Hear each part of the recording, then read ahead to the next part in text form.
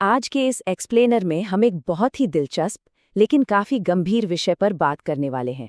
हम असल में उस बायोलॉजिकल और साइकोलॉजिकल चक्र को डीकोड करेंगे जो इंसानी दिमाग को लगातार डिजिटल स्क्रीन्स पर स्क्रॉल करने के लिए मजबूर कर देता है। ये एक ऐसी लत है जिसने आज की जनरेशन को बहुत गहराई से जकड़ लिया है।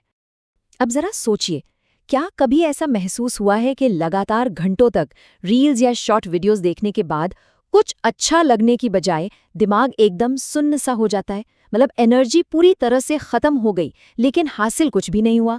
ऐसा लगता है जैसे दिमाग बिल्कुल खाली हो गया हो, है ना? तो आखिर ऐसा होता क्यों है? चलिए आज इसी गुत्थी को सुलझाते हैं। तो आज की इस एक्सप्लेनर का एजेंडा बिल्कुल क्लियर है। हम शुरू करेंगे पैरा सोशल बनाम सोशल रिश्तों से, फिर इस लत की पहचान करेंगे, उसके बाद पीनियल ग्लैंड और ब्रेन फॉग के विज्ञान को समझेंगे, 21 दिन का एक चैलेंज लेंगे और आखिर में कुछ नए सख्त नियमों पर बात करेंगे। चलिए शुरू करते हैं। तो सबसे पहले आते हैं हमारे पहले पॉइंट पर, पैरासोशल बनाम सोशल। ये इंटरनेट की दुनिया के जो नकली रिश्ते हैं ना, चलिए उनके और हमारे असल जिंदगी के वास्तविक रिश्तों के बीच के फर्क को डिकोड करते हैं। अब ये पैरासोशल रिश्ते असल में होते क्या हैं? सीधे शब्दों में कहें तो ये वन साइडेड या एक तरफा वर्चुअल कनेक्शंस होते हैं।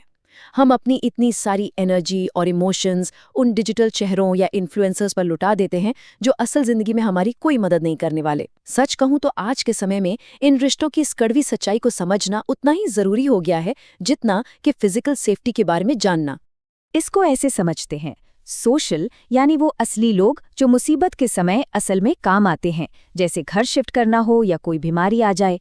और पैरासोशल, ये वो सैकड़ों हजारों डिजिटल फॉलोअर्स हैं जो असली क्राइसिस के समय कहीं गायब हो जाते हैं।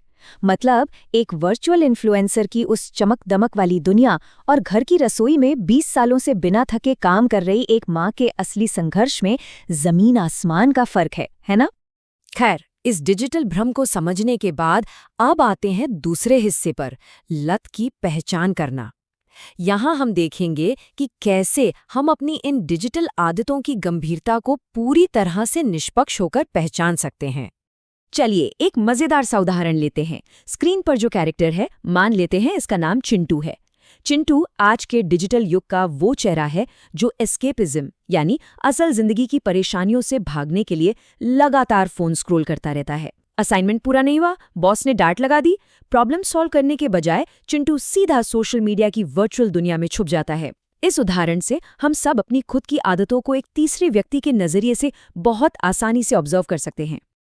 अब साइंस के पास इस लत को मापने का एक बहुत ही सॉलिड तरीका है, बर्गन सोशल मीडिया एडिक्शन स्केल।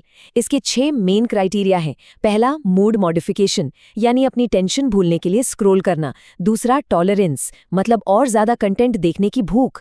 तीसरा है सेलियंस, जहां हर वक्त दिमाग में बस डिजिटल ख्याल ही घूमते रहते हैं।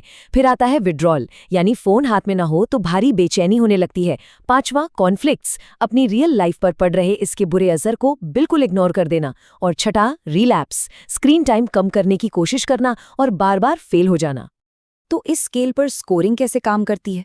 अगर स्कोर 6 से 11 के बीच है तो रिस्क कम है, लेकिन अगर यही स्कोर 24 या उससे ऊपर निकल जाए तो खतरे की घंटी बज चुकी है। ये बहुत हाई रिस्क वाली स्थिति है।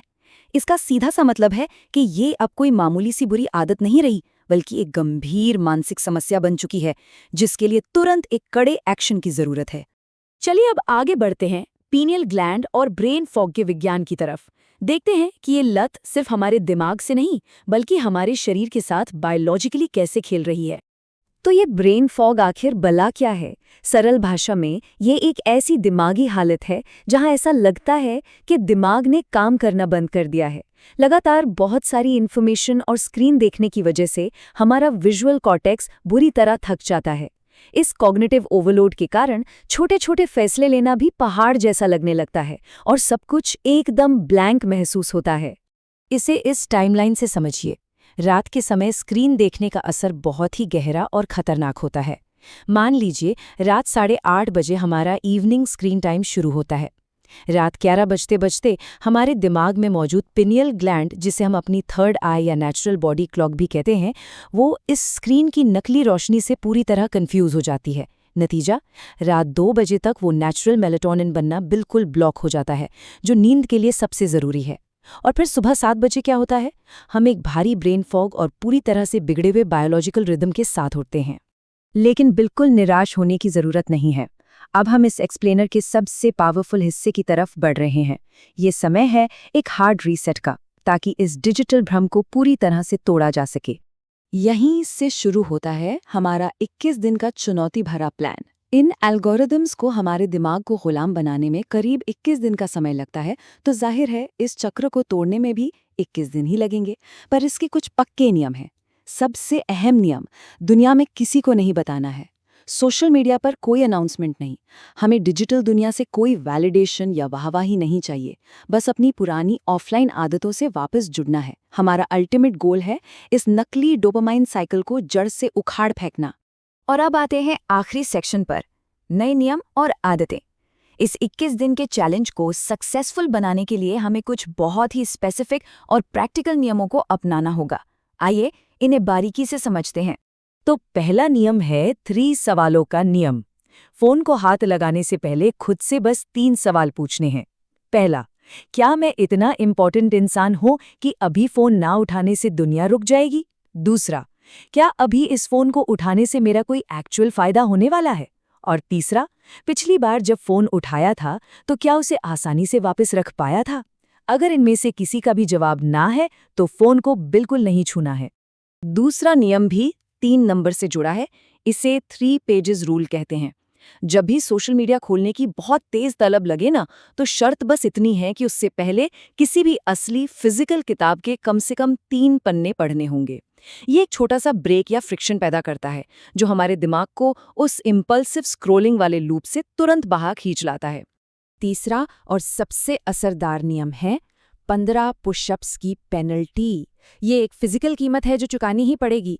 अगर कोई भी शॉर्ट वीडियो या रील्स वाला ऐप खोलना है तो उससे पहले 15 पुशअप्स लगाने होंगे। ये नियम हमारे उस डिजिटल दुनिया में उड़ते हुए दिमाग को तुरंत झटके से रियलिटी और शरीर में वापस ले आता है। और यकीन मानिए, 15 पुशअप्स लगाने के बाद दिमाग बेवजह स्क्रॉल करने से पहले कम से कम 2 बार जरूर सोचेगा। अब आते हैं सुबह के रूटीन पर। सोकर उठते ही फोन की स्क्रीन देखने के बजाय हमें ये 5 मिनट का नेचर रूटीन फॉलो करना है। उठते ही तुरंत बाहर कदम रखें, ताज़ी हवा को अपनी स्किन पर महसूस करें। जब पानी पिएं तो उसे पूरी तरह से माइंडफुल होकर महसूस करते हुए पिएं। और अपने थके हुए विजुअल कॉर्टेक्स को आराम देने के लिए सीधे हरी पत्तियों को देखें। ये छोटी सी प्रोसेस हमारे दिमाग को ग्राउंड करने में जादुई असर करती है। और अपनी पीनियल ग्लैंड को बचाने के लिए ये 2 सबसे अचूक और अंतिम नियम है। पहला, सोने से ठीक 2.5 घंटे पहले हर तरह की स्क्रीन का इस्तेमाल बिल्कुल बंद कर देना है। और दूसरा, सुबह उठने के तुरंत बाद किसी भी डिजिटल स्क्रीन को टच नहीं करना है। बस इतना करने से हमारा मेलेटोनिन वापस सही तरीके से बनने लगेगा और हमारी नेचुरल स्लीप साइकिल वापस लौट आएगी।